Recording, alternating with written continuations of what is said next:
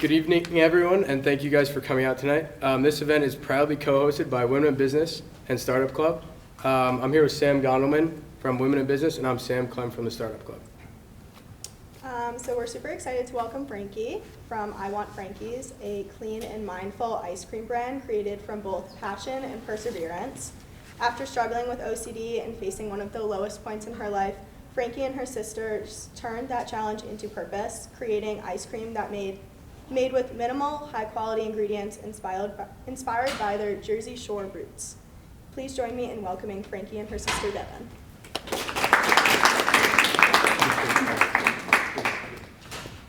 Okay, so my first question is, can you kind of start by sharing a little bit about your journey, what inspired the I Want Frankie's movement, and how it really came to life?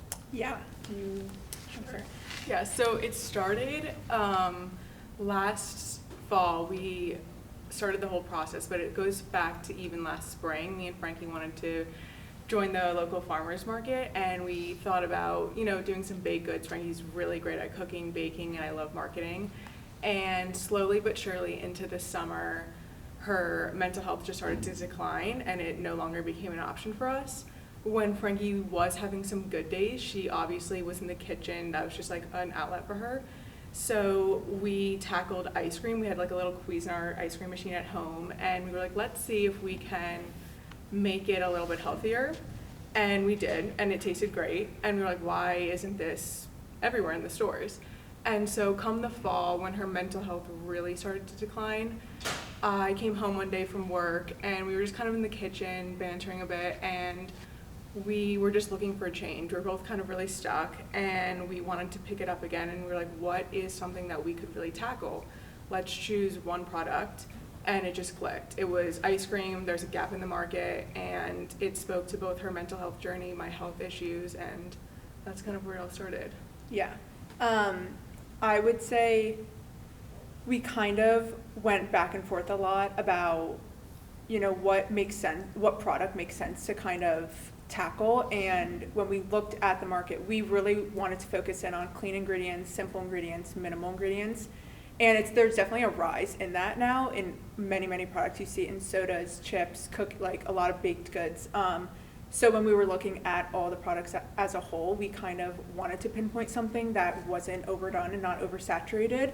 So for us, ice cream really spoke to us in that reason. And growing up in New Jersey and in a local small beach town, ice cream is definitely consumed on the daily. So it's something that we love. And personally, I think as sisters, as a family, because ice cream is something we consume a lot, it became even more of a passion to want to keep enjoying things that we love, like ice cream. We don't want to give up desserts or sweet treats just because they have harmful ingredients. So we wanted to really hone in on something that is specific to us and relevant to us, like what we eat all the time, because we don't want to have to sacrifice things we love just because they can be harmful for our health.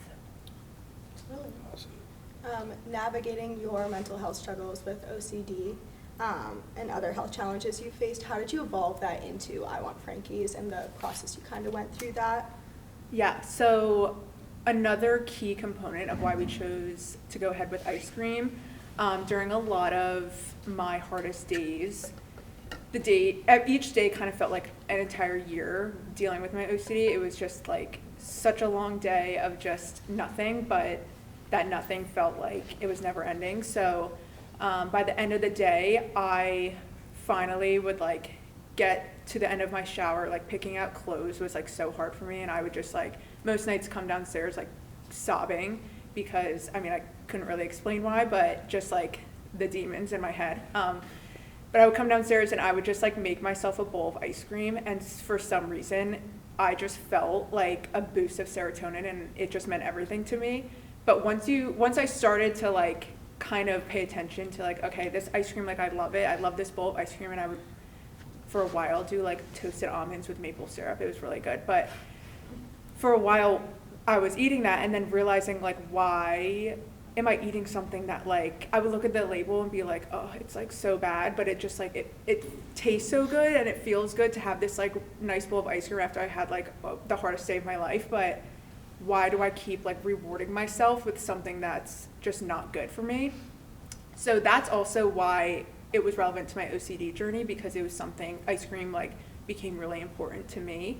But I would say as a whole, like starting I Want Frankie's was such an outlet for my mental health, and on a lot of my hard days, like I couldn't do too much. And I say that as like physically I wasn't physically disabled, but it was really hard for me to do a lot of basic things. So on many days I could sit on the couch and Devin could hand me her computer and be like, just design like the first page of your website, like what you want that to look like, design the logo, design something. And like that kind of brought me out of the darkness for a little bit. So I think a lot of creating this brand was such an outlet for the difficult days I had. And I think that's where a lot of the like fun, vibrant colors comes from on our pint, because I think in a really dark time, all I was trying to think about was like the light at the end of the tunnel. So it's, I think, a little bit.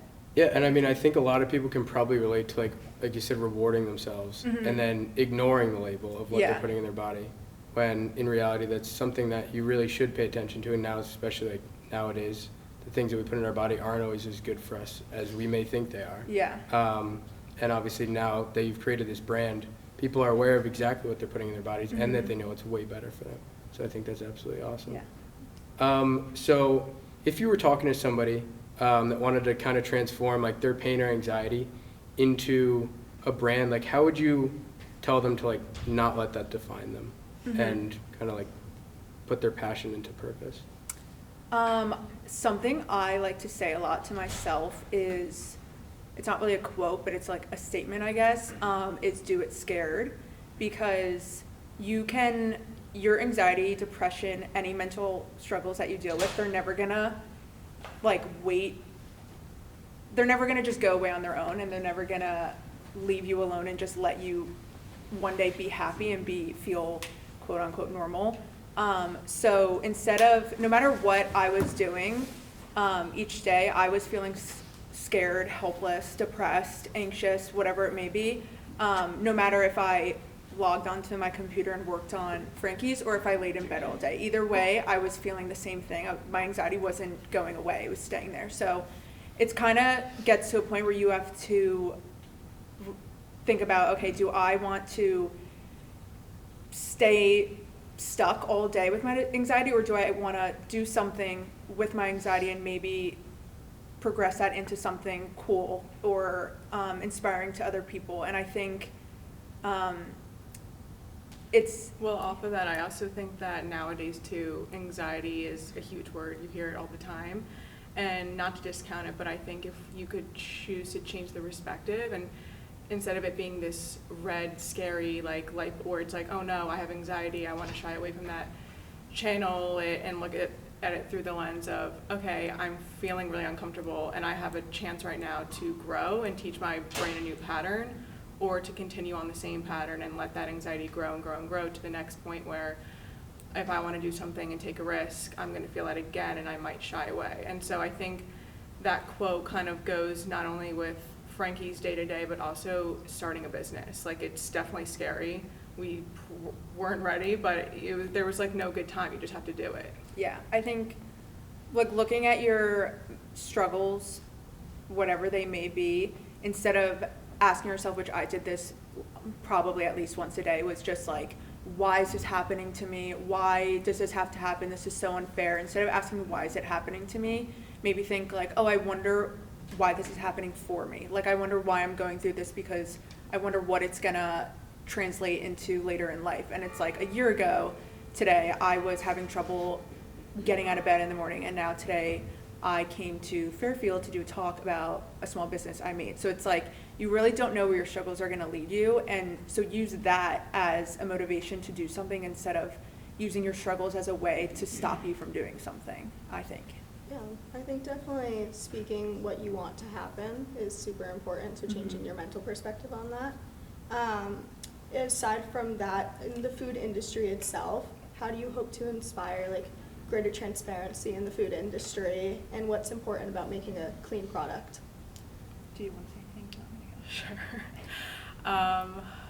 we were going back and forth with this question too, because I think it's honestly kind of crazy that it is a question just given, like, you know, we look at the back of an ingredient label and how many times can you not pronounce something or you don't know what it is, and we've done some research on these ingredients and, you know, the health effects and physical and mental, like they know it's not good for you. It shouldn't be in your body, it doesn't belong there. So why they put it in there is a talk for another time, but we really just didn't want, we wouldn't be able to create a product knowing that it could harm someone. Like that to me is insane.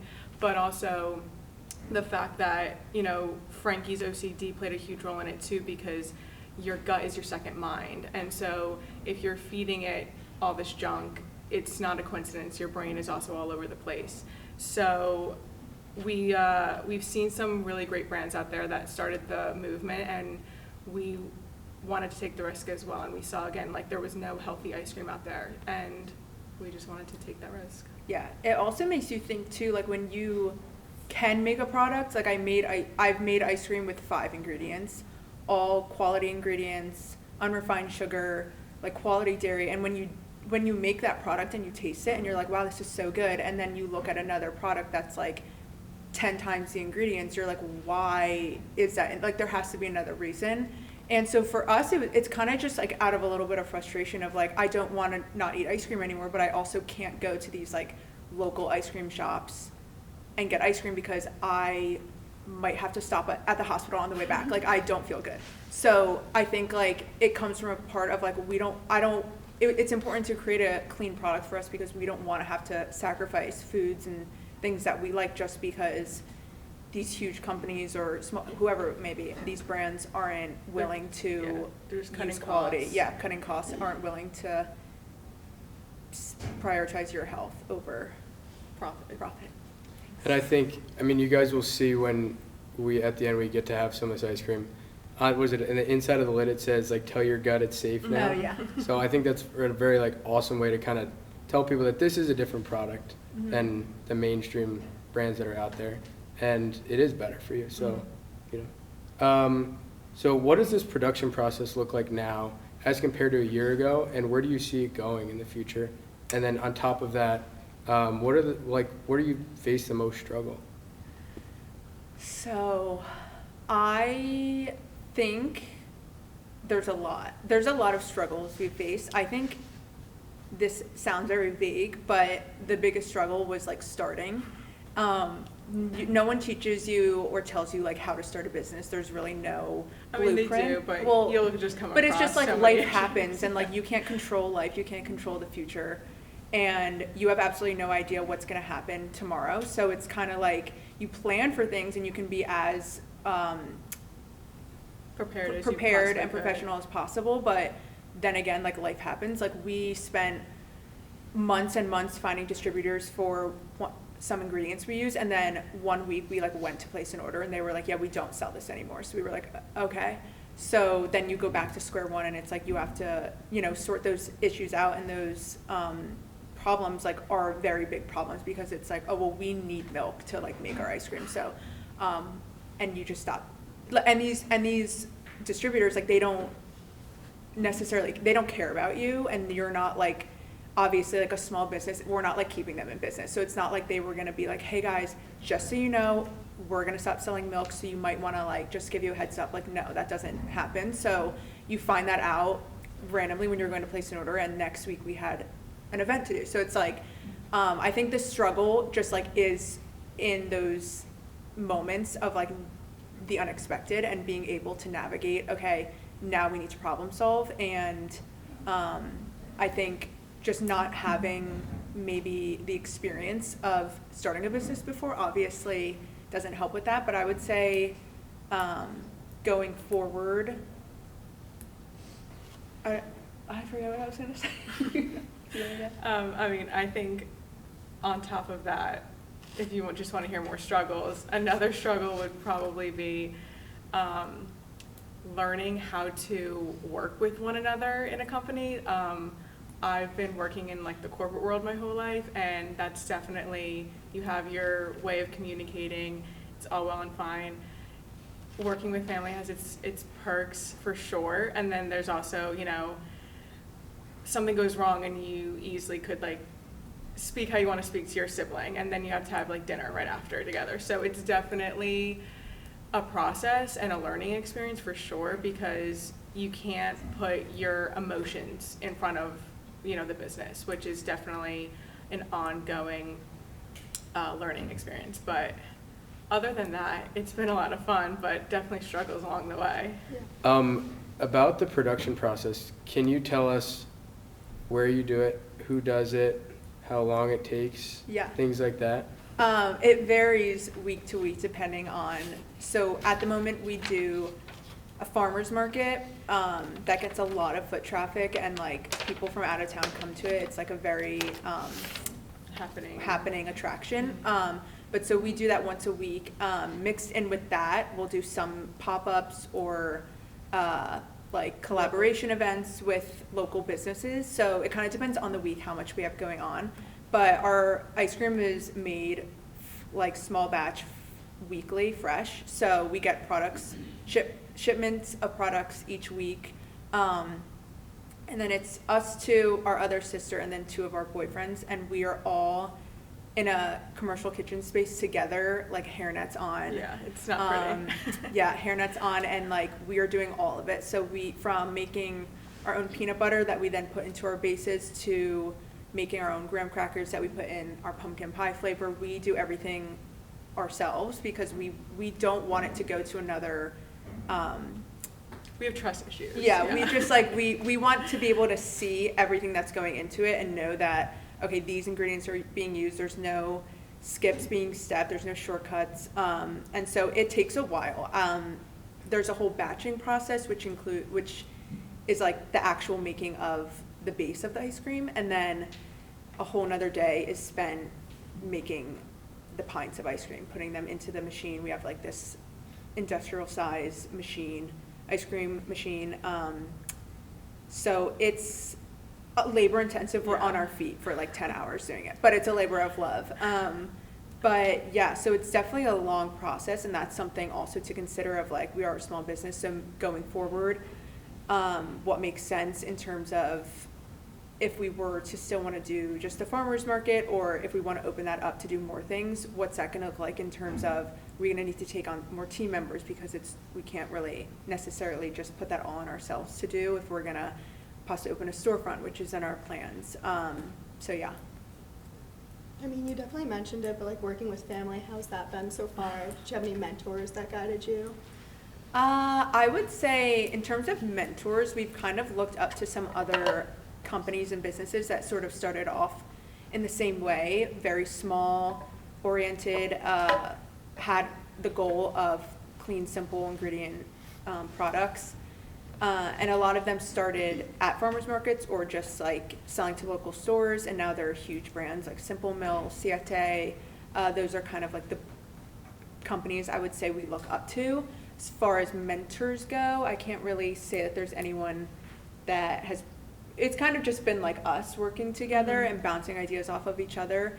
I think it's bittersweet to work with family. I think it's hard, like Devin said, to live in the same house and maybe we get in a disagreement over something, and then it's kind of like we can't really leave because we're under the same roof. So it comes with pros and cons, but I think overall it does really help us stay real and true to ourselves and authentic, because we call each other out and we hold each other accountable, and we're honest with each other. And I think that authentic relationship transfers to an authentic product, and I think it's really important to have team members who are going to hold you accountable for, okay, you said you were going to get this done, why is it not done? Or, okay, you had this idea for a flavor, let's try it, it sucks. So like, I think working with people who are going to be brutally honest with you has its benefits for sure.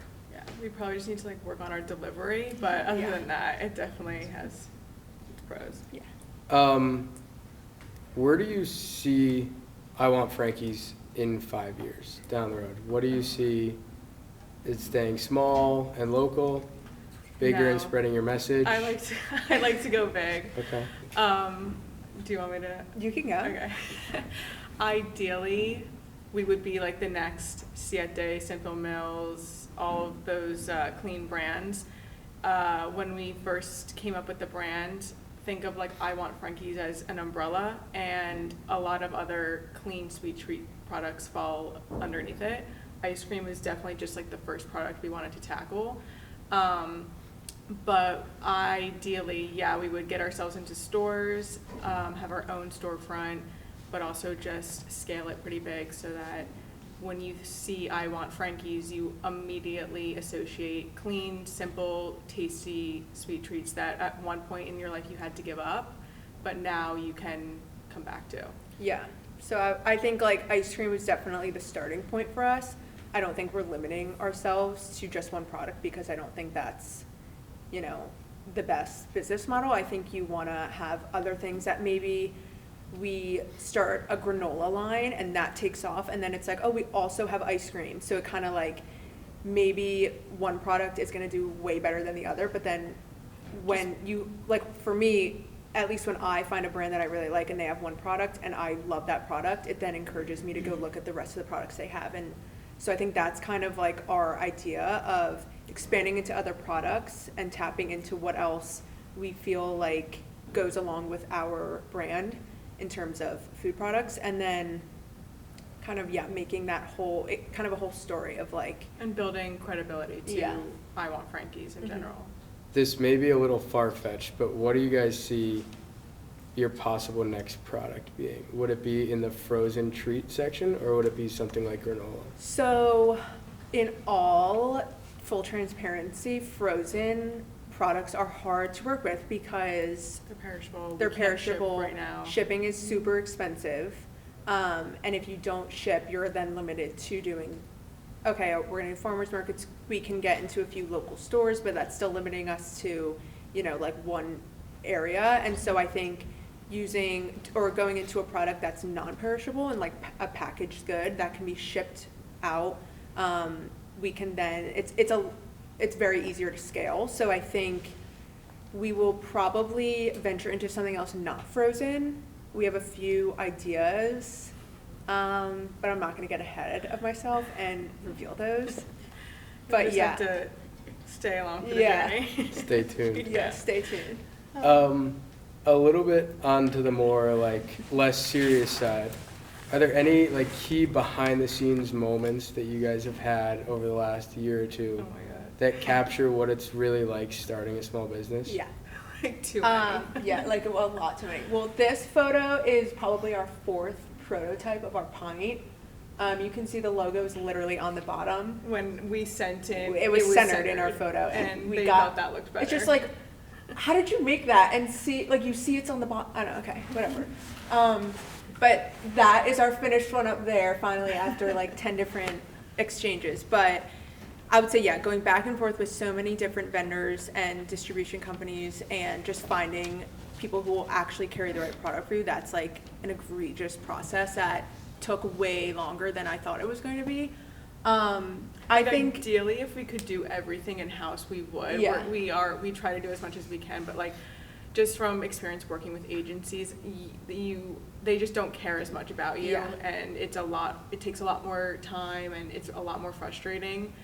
I think there have been a lot of struggles that have made like, I will be honest, there were times where in the moment I was like, I'm all set here, like, like the first farmers market we did, our 2 boyfriends they were in Ireland and their flight got canceled, so they couldn't make it home, so then it was us 2 and my sister, it was just us 3.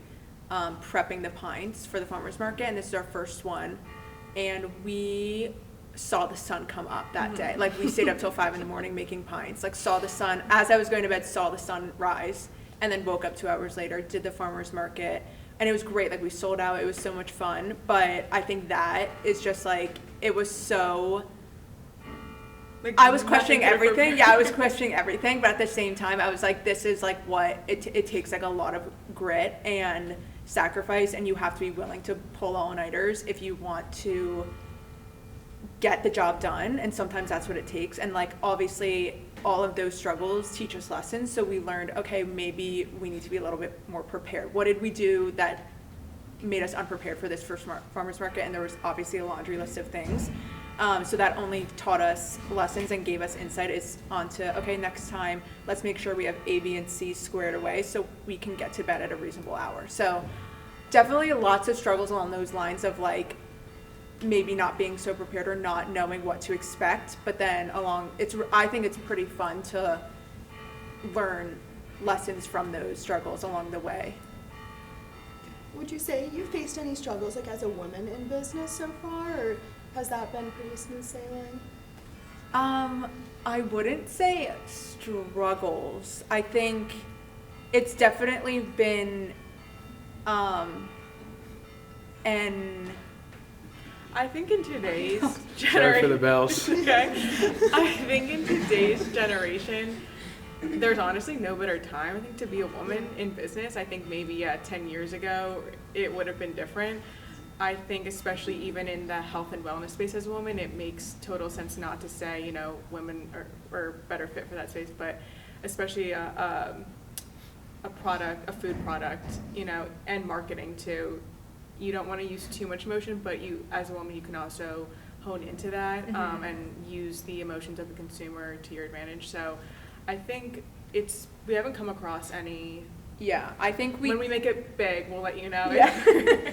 I think we try to focus on our strengths as women and as sisters, and I think like we have 3 other sisters, so we kind of have like I don't even know what to call us, like a crew, but we're just very used to being around a lot of people at all times. So I think just focusing on our strengths of being like empathetic, personable, talkative, I think that as a woman was really helpful in the business because you're able to connect with the community, to be relatable to people. I think with our social media, as far as that goes, we try to be not too like cookie cutter and corporate. Yeah, I think we kind of try to be like fun, playful, and really just like relate to the audience and what they want to see. Like you don't want to see a boring ad that's trying to convince you like to buy something, whatever.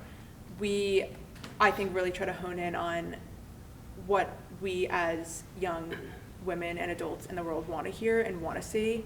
And so I think channeling that helps in the process. We are going to open it up to you guys now. If anybody has any questions that they would like to ask in front of everybody, now would be your chance.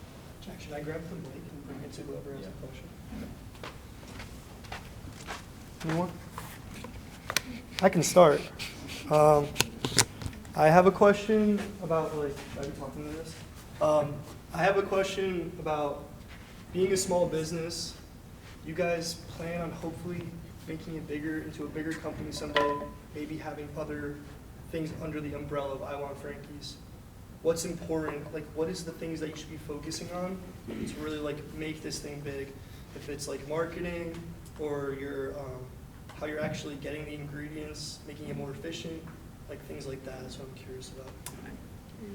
Yeah, I mean, I would say there's a little bit of all that you mentioned and maybe more. I mean, she's really good with the marketing. That's her full-time job. But I think as someone that's more so like the brains behind the actual recipes and the food aspects, I think being smart with, so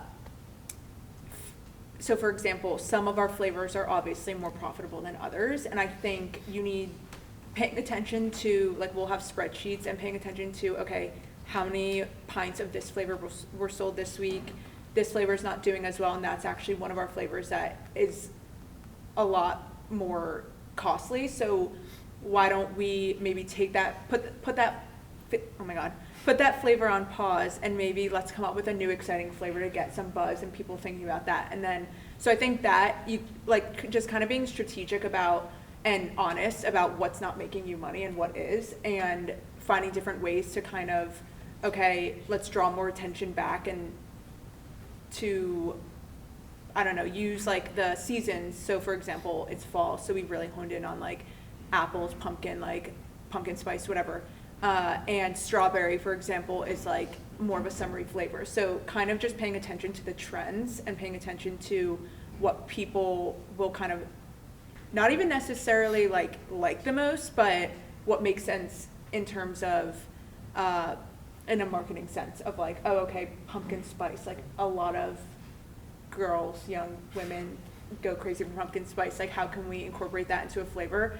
And once we posted that, we sold out of it in the first day. So it's like kind of paying attention to that, I think, is really important. Yeah, I would say marketing is like 90% of the battle these days, especially in health and wellness. It's super saturated, and if you can do something that's going to set yourself apart, you know, there's so many clean brands out there that aren't really clean, but their marketing is top tier, and people just want to be associated with them as a brand. So if we can connect both an actual clean product and great marketing, I think Yeah, gotcha. we'll be up there. I thought your marketing was great. Well, as Thank soon as you. Sam sent it to me when we first were talking about having you guys in, I thought it just looked amazing. So Thanks. Gotcha. I'll go this way.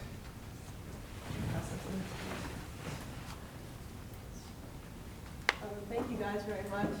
I have a question regarding like legal contracts and stuff, and just how at the beginning of this process were you able to like secure those connections and make sure everything went smoothly?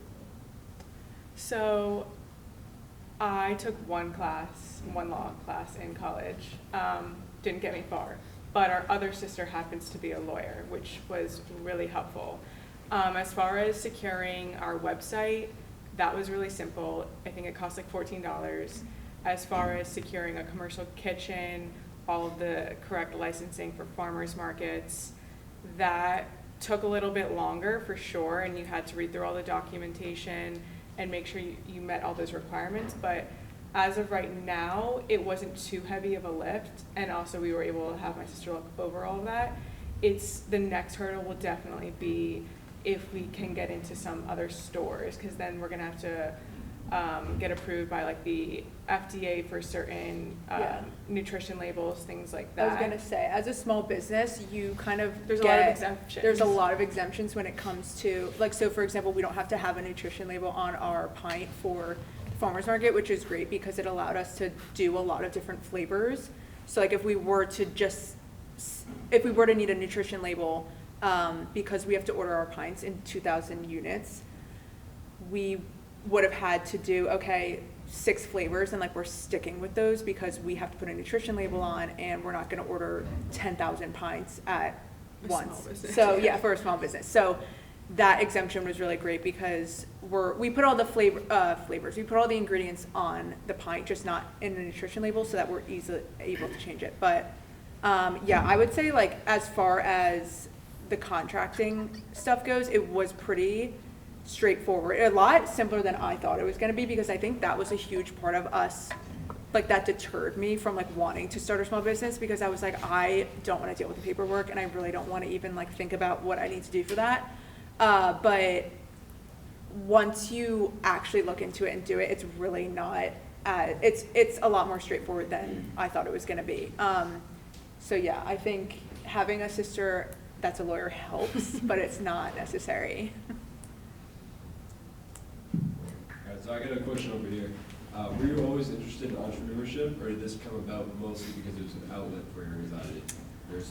I would say I wasn't always interested in entrepreneurship in terms of like starting a small business. I think for me, I have loved cooking and baking my entire life, and I think when social media really started to become more of the influencer world, and I saw a lot of people going to culinary school and becoming private chefs, I was like, oh, I'd love to do that. But that obviously in the past few years wasn't possible for me. And I think when you do go to college and get a degree, at least for me, the last thing I was thinking was like, oh, I want to go pay another $20,000 to get a culinary degree, because it's really not necessary. You can obviously, it's like cooking is a skill, so you don't need a degree to do that. It just obviously helps you be more credible, I would say. But so for me, I always wanted to do something with food. It actually wasn't until I struggled so badly with OCD that it made me realize this is what I want to do, and I want to turn my passion in food into cooking, and I want to be like my own boss. I want to control what I'm putting out there. I want my name to be on it. I want it to be something that is a product of like something I physically created. I don't want to work behind a business or a restaurant or anyone else where I'm producing the same kind of thing, like food or whatever. I think, yeah, the entrepreneurship honestly did come as a result of my anxiety, because I had basically felt like I had no control over my life, and now this is kind of like me fully taking control and pinpointing what I'm doing with my career, I'd say. I have a similar question to the question about law, but about finances. Okay. How much did you need to get started? And did you have someone around you that knew about that? Yes, that is a great question. I would say I'm not the financial advisor of our team. Our per boyfriends se. are on the Yeah. finance team. We're just the creatives. But Yeah. I will say for a startup, technically, okay, so for ice cream, we didn't need much.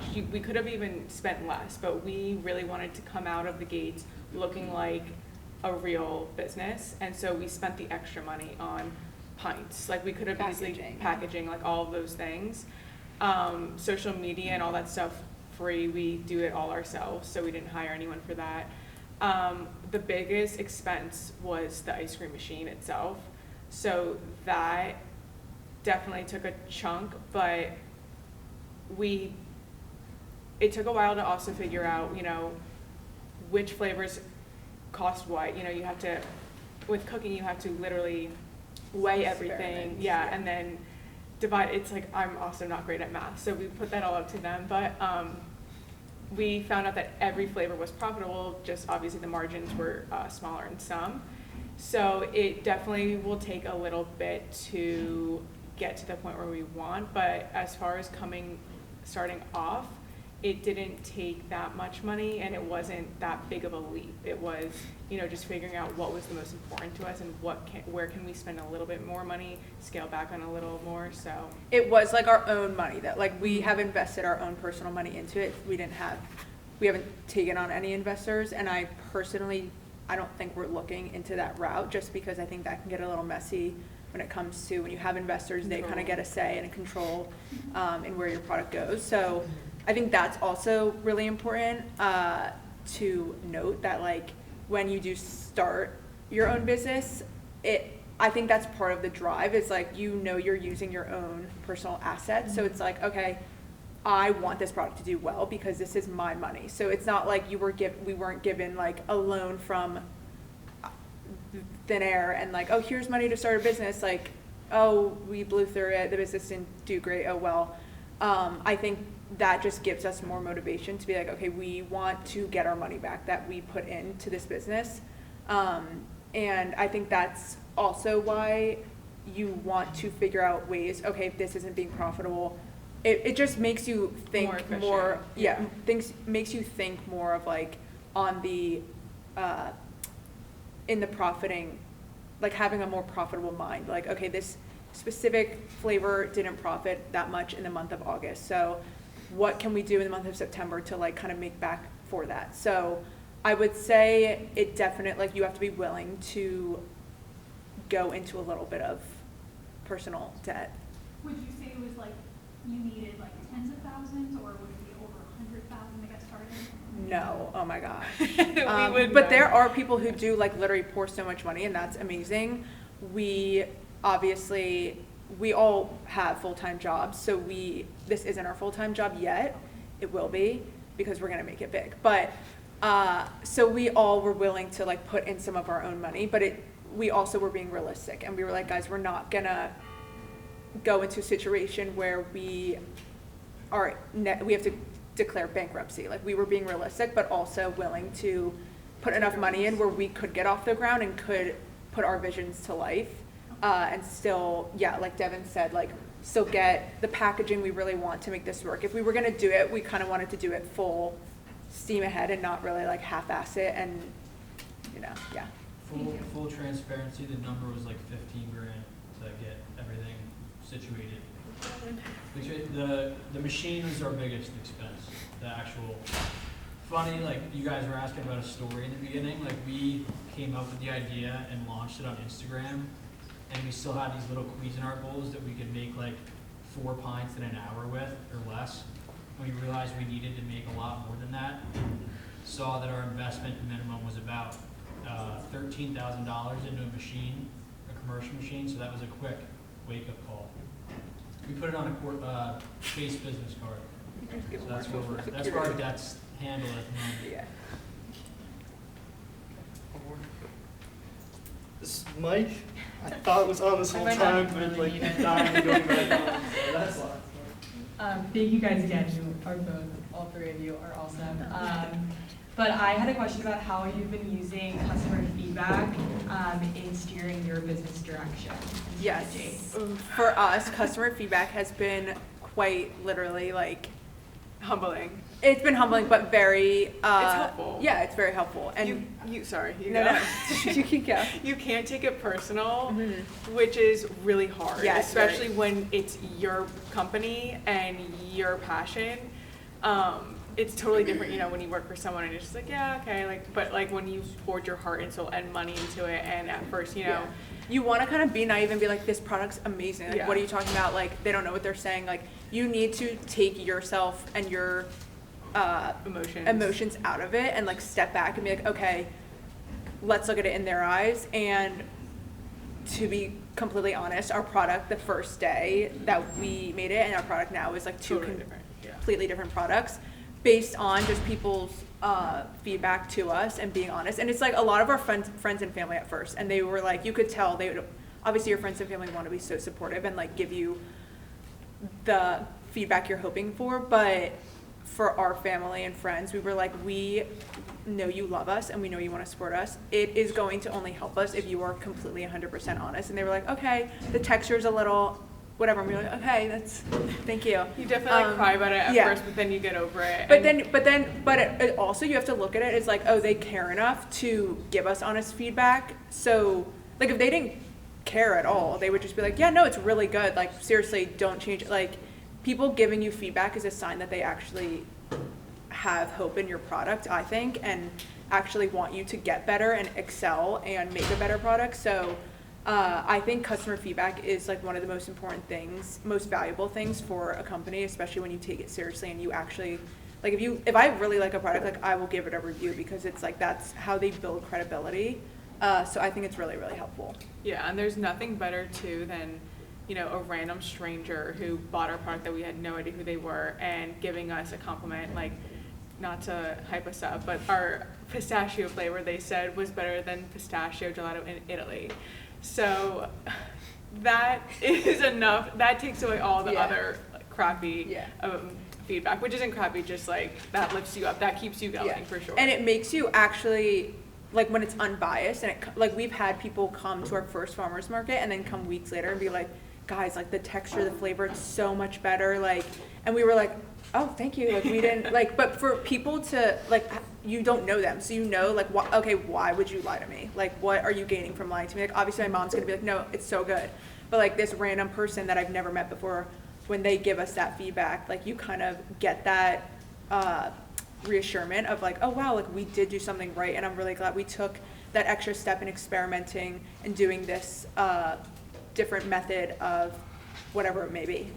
So it does give you like, I think encouragement and reassurance that like, okay, maybe taking advice from other people is gonna really help us.